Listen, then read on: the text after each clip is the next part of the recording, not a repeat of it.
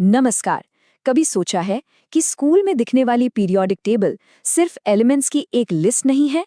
अरे, ये तो रहस्यों और दिलचस्प कहानियों का एक पूरा खजाना है। और आज हम एक ऐसे ही बड़े मजेदार रहस्य को सुलझाने वाले हैं। तो चलिए शुरू करते हैं ये केमिकल मिस्ट्री। ये कहानी है दो ऐसे एलिमेंट्स की जिन्हें अक्सर एटॉमिक ट्विन्स यानी परमाणु जुड़वां कहा जाता है। जरा इन दो तत्वों को देखिए, जिरकोनियम और हेफनियम।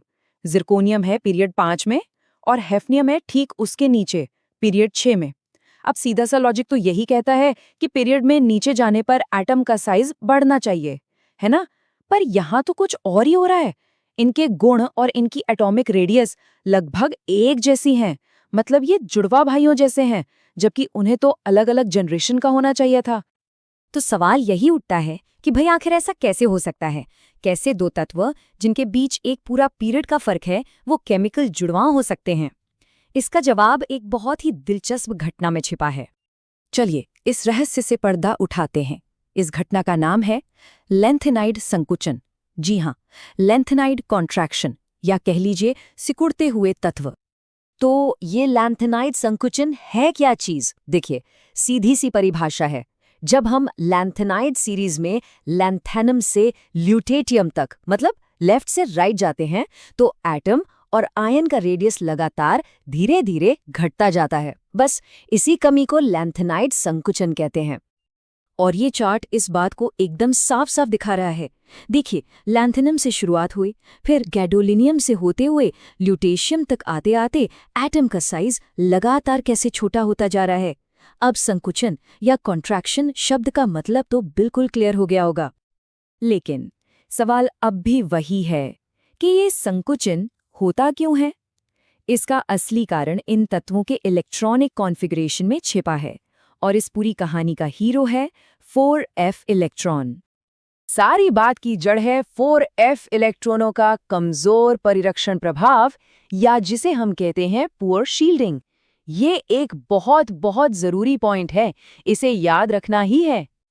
अच्छा, तो ये काम कैसे करता है? स्टेप बाय स्टेप समझते हैं। पहला, लैंथेनॉइड्स में इलेक्ट्रॉन 4f ऑर्बिटल में भरते हैं। दूसरा, और सबसे जरूरी, ये 4f इलेक्ट्रॉन ना बाहर वाले इलेक्ट्रॉनों को न्यूक्लियस के खिंचाव से बचाने में बहुत कमजोर होते हैं। इसी को कहते हैं पुअर शील्डिंग। इसकी वजह से बाहर के इलेक्ट्रॉनों पर न्यूक्लियस का खिंचाव या प्रभावी नाभिकीय आवेश बढ़ जाता है, और नतीजा, पूरा का पूरा इलेक्ट्रॉन क्लाउड न्यूक्लियस की तरफ खिंच जाता है और एटम का साइज सिकुड़ जाता है। अब सोचिए, एटम के लेवल पे होने वाली इस छोटी सी घटना के असर कितने बड़े और दूर तक होते हैं।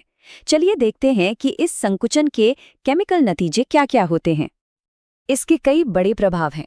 पहला, ये 4D और 5D सीरीज के तत्वों को लगभग एक जैसा बना देता है, जैसे हमारे जिरकोनियम और हेफनियम। दूसरा, इसी वजह से लैंथेनाइड्स के गुण इतने मिलते जुलते हैं कि उन्हें एक दूसरे से अलग करना बेहद मुश्किल काम है। तीसरा, आयनिक रेडियस भी लगातार घटती है। और चौथा, छोटे साइज के कारण जो भारी लैंथेनाइड्स हैं वो कॉम्प्लेक्स कंपाउंड्स ज्यादा आसानी से बनाते हैं।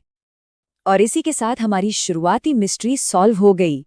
लैंथेनाइड संकुचन के कारण ही हेफनियम का साइज उम्मीद से कहीं ज्यादा छोटा हो जाता है और वो अपने से ऊपर वाले जिरकोनियम के साइज का हो जाता है, और इसीलिए वो एटॉमिक ट्विन्स है। अब आते हैं उस हिस्से पर जो एग्जाम के लिए बहुत जरूरी है। इस पूरी जानकारी का इस्तेमाल करके एक जबरदस्त जवाब कैसे तैयार किया जाए। ये सबसे जरूरी टिप है, इसे गांठ बांध लीजिए। जब भी इसका कारण लिखने को आए तो 4f इलेक्ट्रॉनों के कमजोर परिरक्षण प्रभाव या poor shielding of 4f electrons का जिक्र करना कभी मत भूलिएगा। यही मेन पॉइंट है। तो एक पूरे 5 नंबर के जवाब के लिए ये फॉर्मूला अपनाइए। सबसे पहले लेंथेनाइड संकुचन की परिभाषा लिखिए, फिर उसका कारण समझाइए जिसमें 4f इलेक्ट्रॉन्स का जिक्र जरूर हो। इसके बाद संकुचन के कम से कम 3 प्रभाव बताइए, और आखिर में एक बिल्कुल साफ उदाहरण दीजिए। और जिरकोनियम हेफनियम का उदाहरण इसके लिए एकदम परफेक्ट है। तो आज हमने देखा कि कैसे आवर्त सारणी का एक पैटर्न एक बड़े केमिकल रहस्य को सुलझा देता है। ये सोचने पर मजबूर करता है कि प्रकृति के और न जाने कितने राज इस आवर्त सारणी के